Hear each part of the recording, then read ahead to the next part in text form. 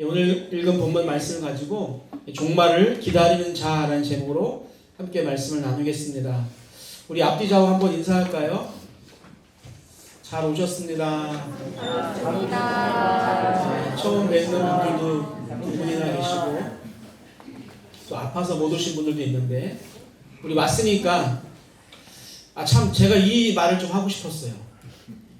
제가 2월달에 광주에 내려갔었잖아요. 보라 캠프 때문에. 중고등부 청년들이 예배를 드리는데 담임 목사님이 딱 올라오니까 그 교회 담임 목사님이 올라오니까 그 중고등부와 청년들이 막 박수는 물론이거니와 잘생겼다 누구 목사님 사랑한다 목사님 이런 걸 하더라고요. 네,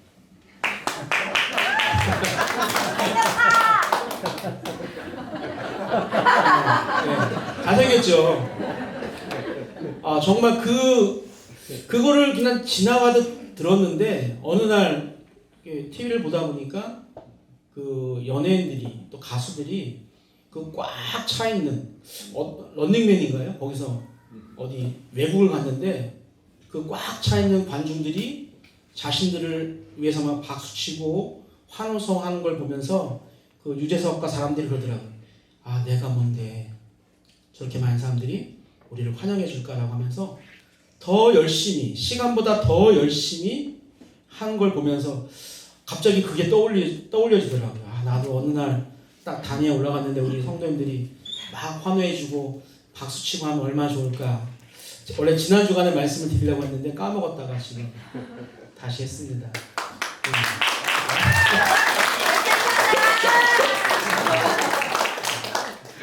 종씨라서 또 이렇게 감사합니다. 묻자고 한 얘기고요. 우리 마음을 좀 풀고 열고 이제 하나님의 말씀을 좀 들었으면 좋겠습니다. 여러분 마가복음 13장은요 감람산 강화라고 이렇게 이야기를 합니다. 이 강화라는 뜻은요 강화도 섬을 이야기하는 것이 아니라 영어로 렉처라고 해서 강연, 연설, 그리고 설교, 훈계라는 그런 말을 가지고 있어요.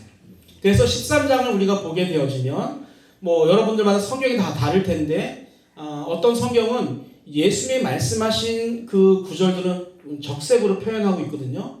13장을 보게 되어지면 5절부터 마지막 37절까지 다 빨간색이에요.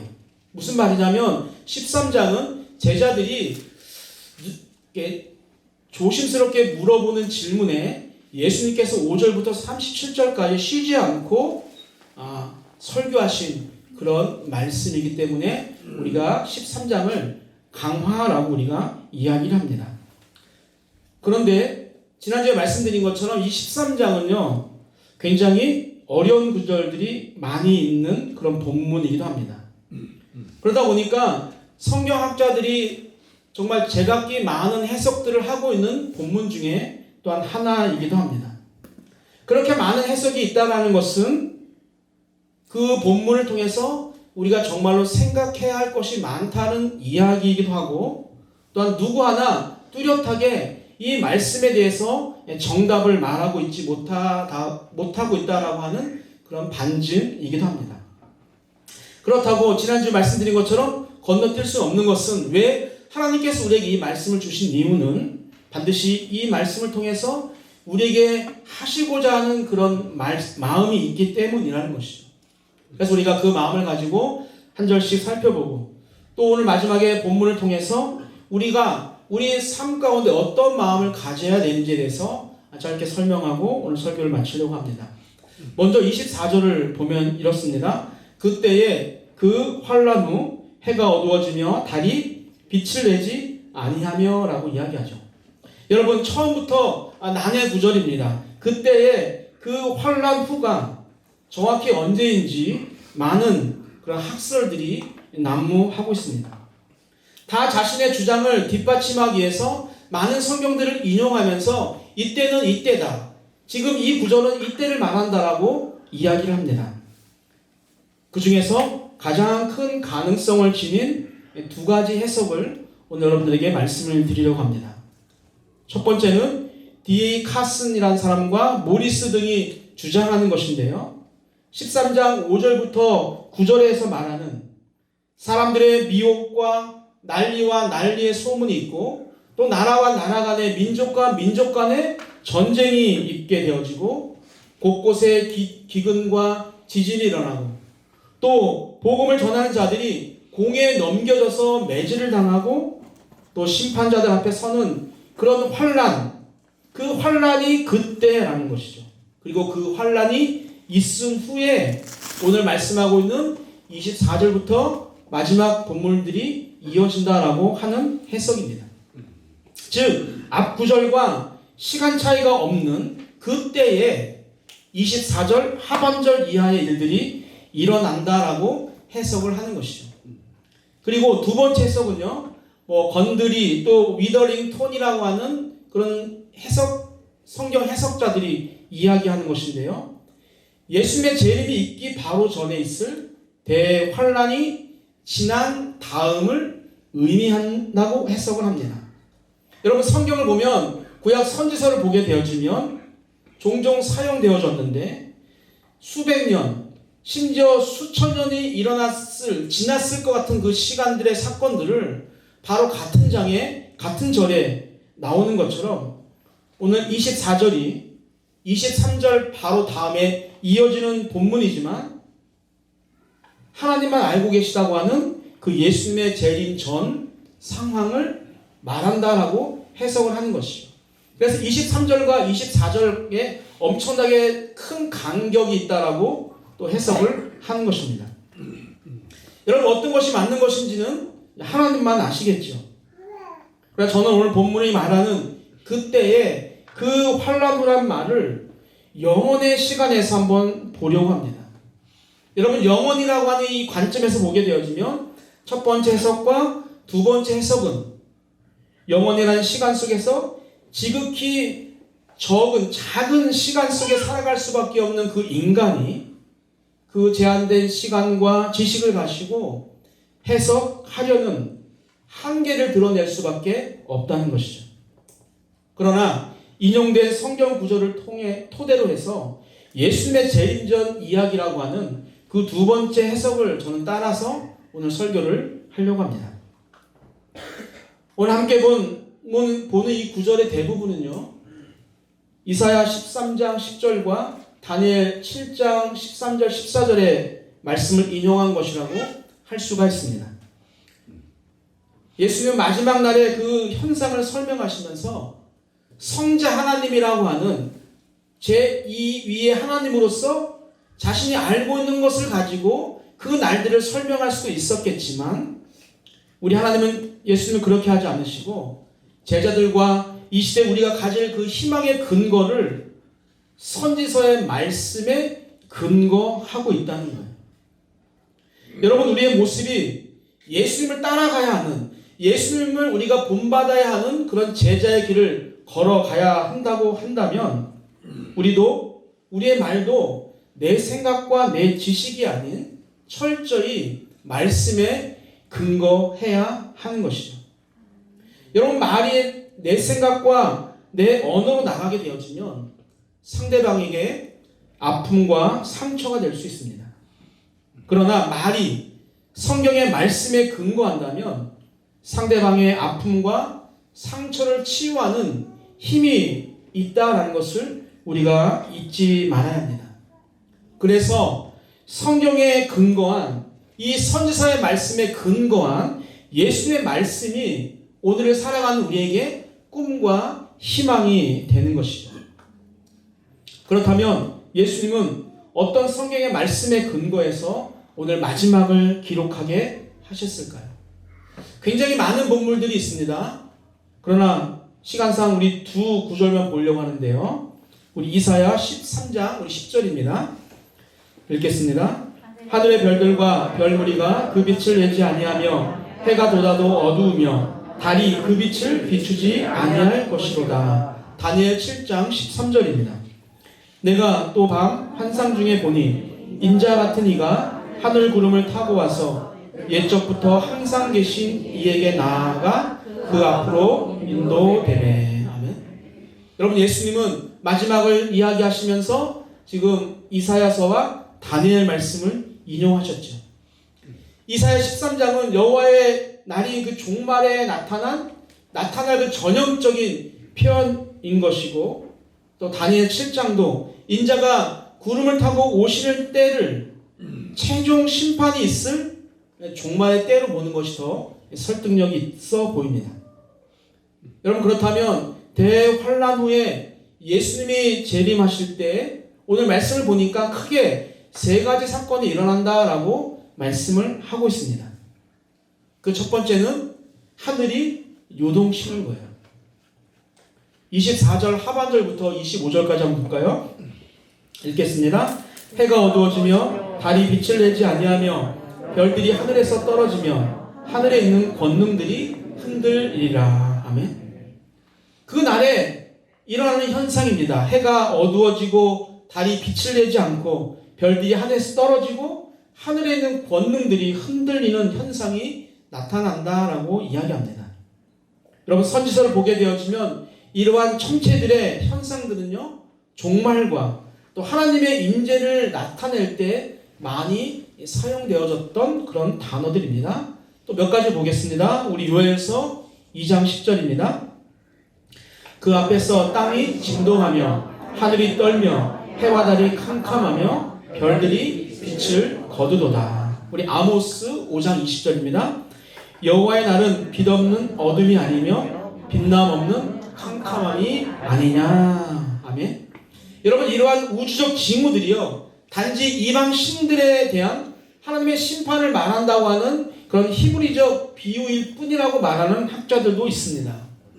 그러나 이 구절들의 의미는 그 있는 그대로 종말론적 의미를 가지고 있다는 것을 우리가 또한 부인할 수도 없습니다.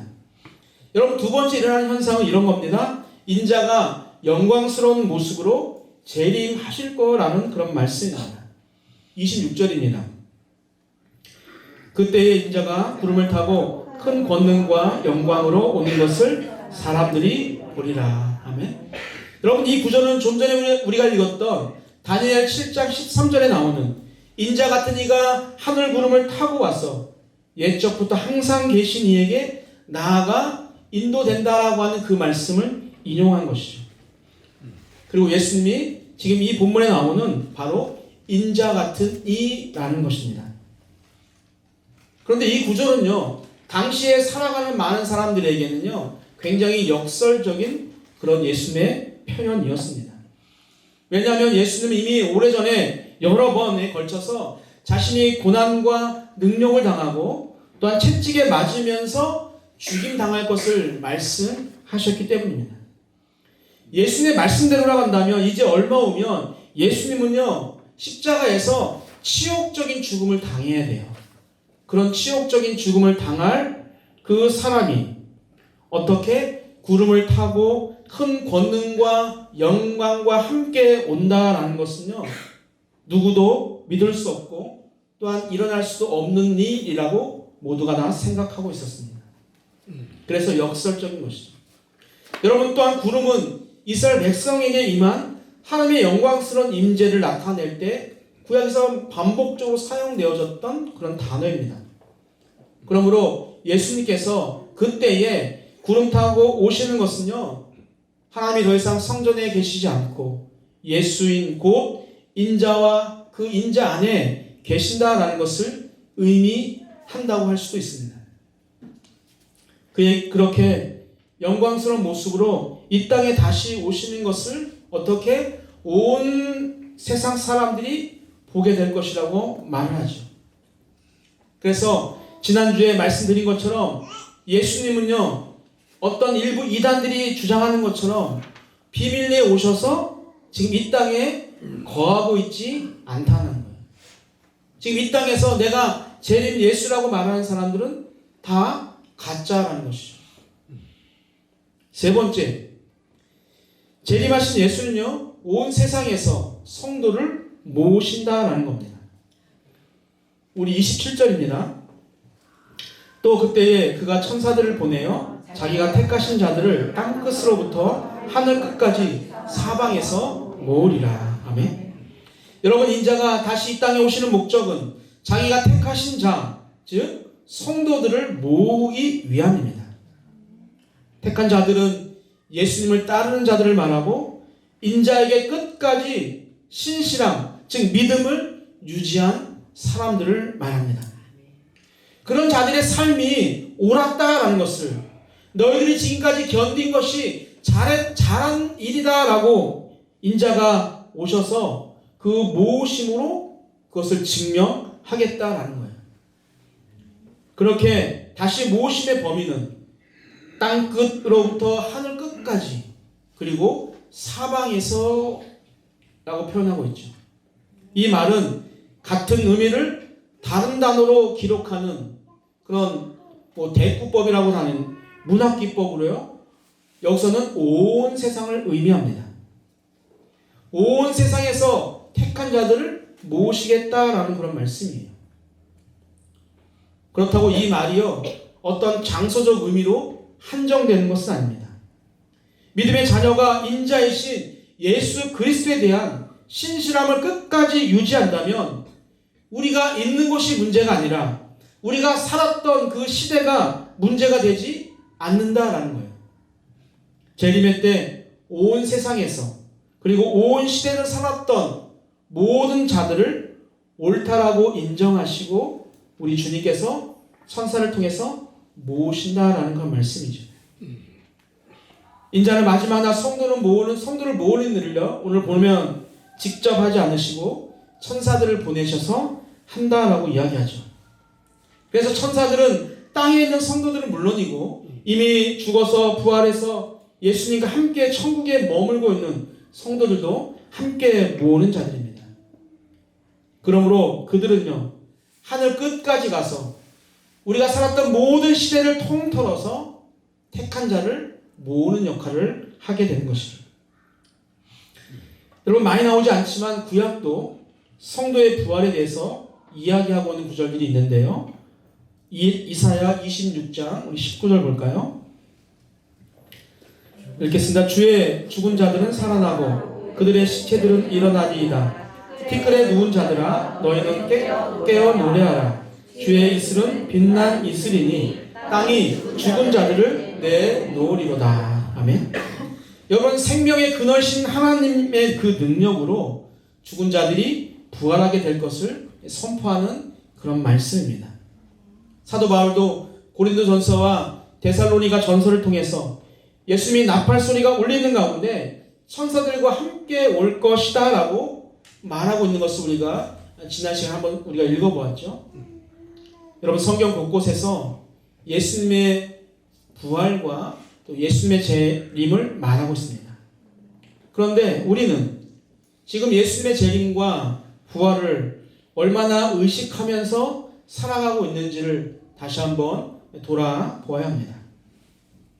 여러분, 혼탁한 세상에서 정말 치열하게 살다 보니까 정말 내일이라고 하는 미래를 보기보다는 오늘에 집중해서 살다 보니까 죽음이 나와는 먼 이야기라고 생각하게 되고, 또 예수님의 재림과 부활을요, 나와는 별로 상관이 없는 것으로 우리가 생각하며 살아갈 수도 있습니다. 그러나 성경은 우리에게 늘 종말론적 사고를 하면서 살아갈 것을 말하고 있습니다. 내일이 시험인 것처럼 공부하는 학생과 시험이란 단어가 머릿속에 없는 학생 중 누가 공부를 잘할까라고 하는 이 질문에 대한 질문을 한다고 한다면 굳이 우리가 두 학생을 비교해 보지 않아도 우리는 누가 더 공부를 잘하는 학생인지 우리는 알 수가 있습니다. 그렇다면 우리의 신앙도 마찬가지예요. 늘 종말론적 마음을 갖고 사는 성도와 오늘이 아니면 내일이 아니면 모레 하지라는 그 마음으로 우리가 신앙생활을 하는 성도의 삶은요, 분명히 차이가 있을 것입니다.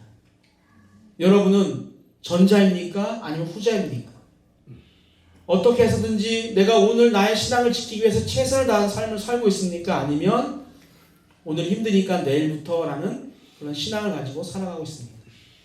우리의 신앙은요, 늘 종말론적 삶을 우리가 마음속에 품고 살아갈 때 우리의 신앙이 날마다 성장하는 것을 우리가 경험하게 될 것입니다.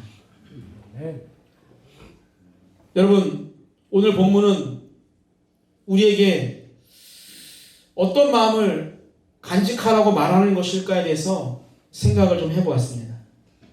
여러분, 믿음의 사람이라면요, 종말을 두려워하는 자가 아니라 기다리는 자가 되어야 한다라고 말씀하는 것 같아요. 세상 사람들에게 종말을 어떻게 생각하냐고 물으면 대부분의 사람들은 아마도 부정적인 단어나 또 두려움과 관련된 그런 이야기를 할 것입니다. 겉으로는 아닌 것처럼 말하는 그런 사람들도 있겠지만 그 사람의 마음 깊숙이 들어가게 되어지면 한 명도 예외 없이 다 그 안에 그 두려움과 부정이란 단어가 차 있을 거예요. 그것은 인간의 본성이기 때문입니다. 그러나 믿음의 사람인 우리는요, 달라야 합니다. 우리에게 종말은 기다려지는 시간이 되어야 합니다. 아멘. 왜 우리에게 종말이 가장 기다려지는 때여야만 할까요? 첫 번째는요, 종말이 기다려지는 이유는요, 그 종말이 끝이 아니라 시작이기 때문입니다. 믿음의 사람인 우리에게 개인적인 종말이든지 인류의 종말, 이 모든 것은요, 끝이 아니라 그때부터 시작입니다. 어떤 시작일까요? 우리가 그렇게 말씀 묵상을 통해서 만나고 싶었던 그 예수 그리스도를 만날 수 있는 그 시간의 시작입니다. 우리가 그렇게 말씀 통해서 그 안에 거하고 싶었던 그 예수님의 품에 거하는 축복을 마음껏 누릴 수 있는 그런 시간의 시작입니다. 어때요? 여러분들은 그날이 기다려지십니까? 좀 더 살고 싶어요? 아멘이 확 줄었네요. 여러분, 말씀으로밖에 만날 수 없었던 그 말씀 하나님을 실제로 보게 되는 날이 가까워지는 것, 그날을 기다려지는 것은요, 믿음의 사람이라면 지극히 정상인 것이죠. 어떤 자들이 그날이 더 기다려질까를 또 생각해 보았습니다. 남녀가 데이트를 합니다. 하루도 빠짐없이 만나요. 또 헤어지면 아쉬워서 1시간, 2시간, 3시간 전화로 통화하는 사람들은요, 내일의 만남이 더 기다려져요. 내일은 내가 만나서 무엇을 사주고 무슨 이야기를 하고 또 어떻게 그 시간들을 보낼까라고 기다려지는 것이죠.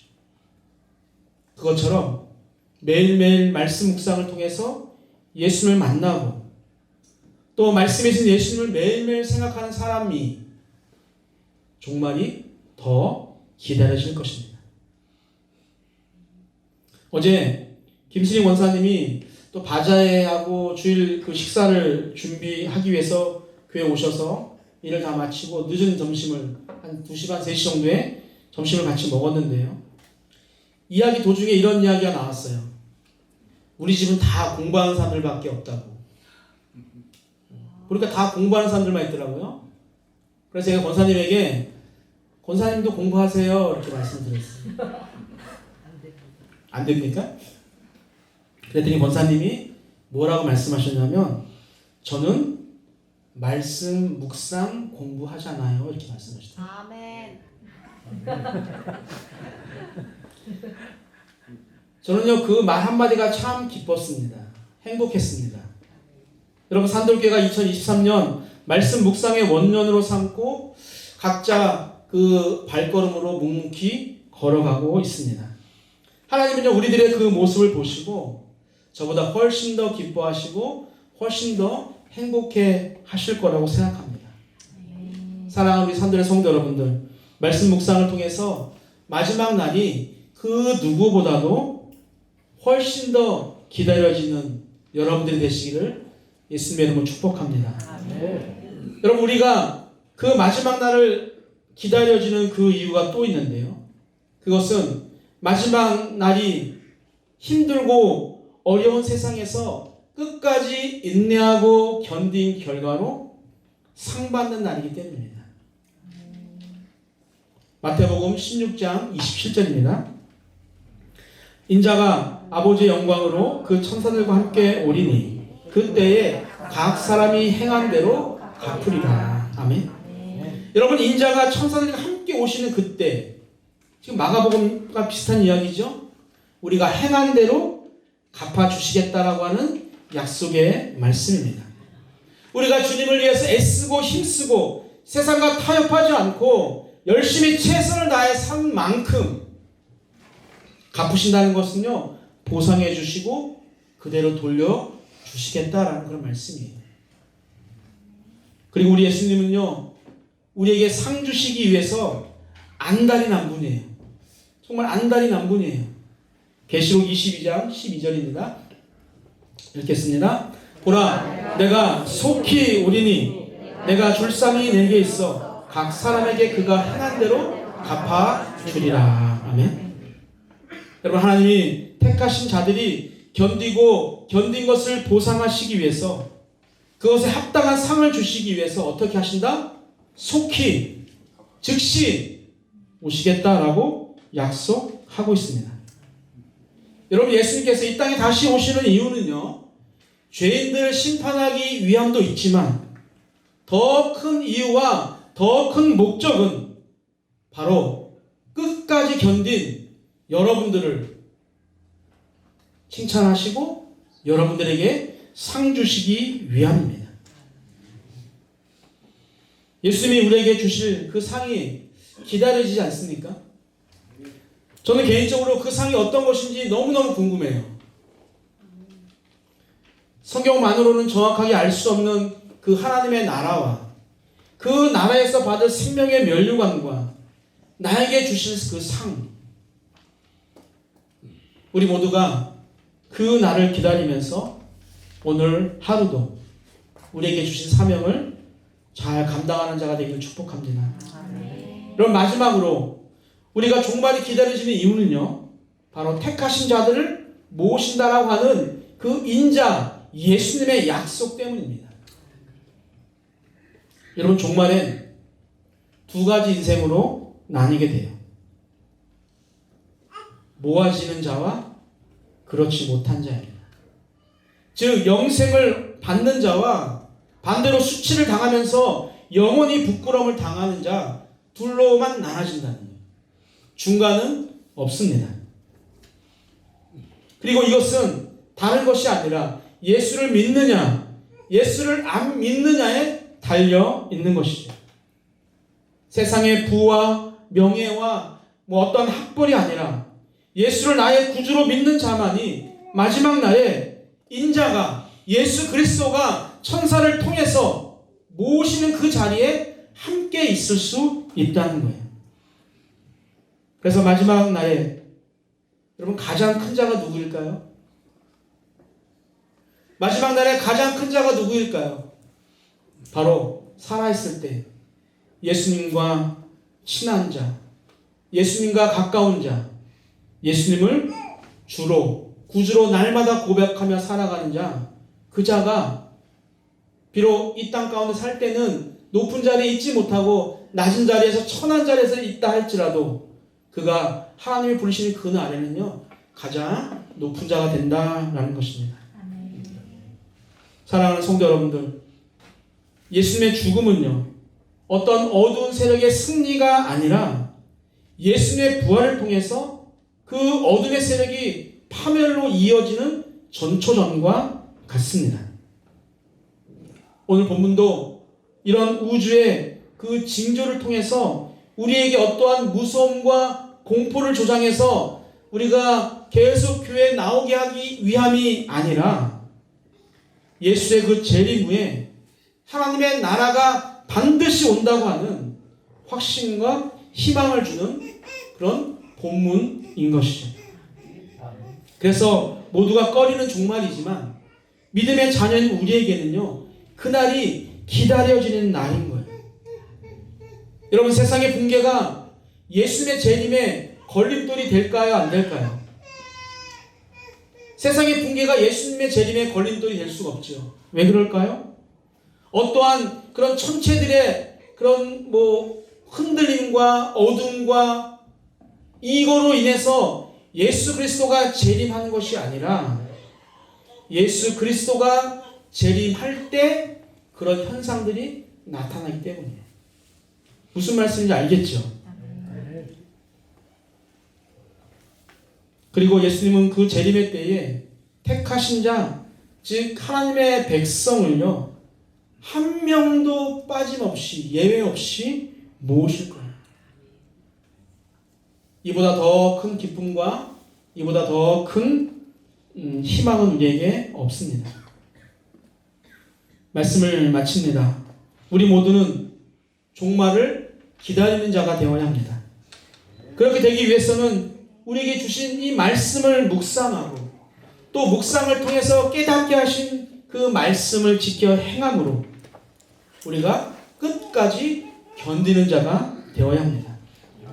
우리 모두가 그렇게 견딤으로 종말을 우리가 정말 누구보다 더 기다리게 되어지는 산돌의 모든 식구들이 되기를 주님의 이름으로 축복합니다. 아멘.